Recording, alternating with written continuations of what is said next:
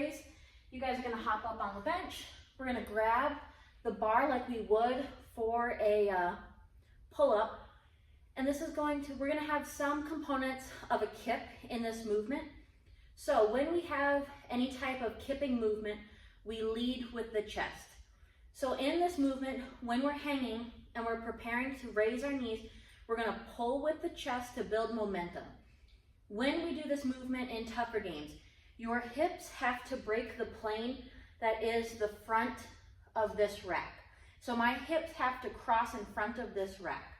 So what I'm gonna do is I'm going to imagine I'm bending that bar in half, and then when I start the movement, I'm gonna pull with my chest to have that momentum to help bring my hips forward.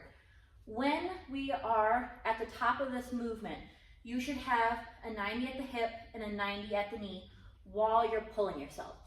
So if I get down, I'm gonna squeeze those shoulder blades. Imagine I'm breaking that bar in half, and I'm gonna start by pulling myself forward. So this would be a kip where I'm extended. This is just hanging.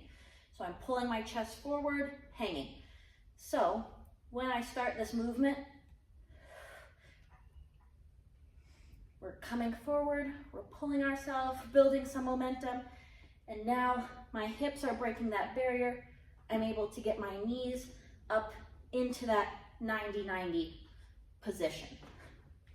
If you cannot hang from the bar and do this movement, I'm gonna have you guys either grab a dumbbell, a plate, a kettlebell, whatever works best for you, but you are going to get down on the ground.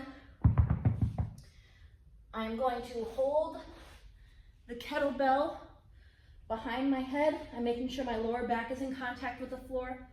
I'm lifting my legs so I have a 90 at the knee and 90 at the hip, and then I'm fully extending my legs and bringing them back to that starting position. Make sure your lower back touches the floor the entire time.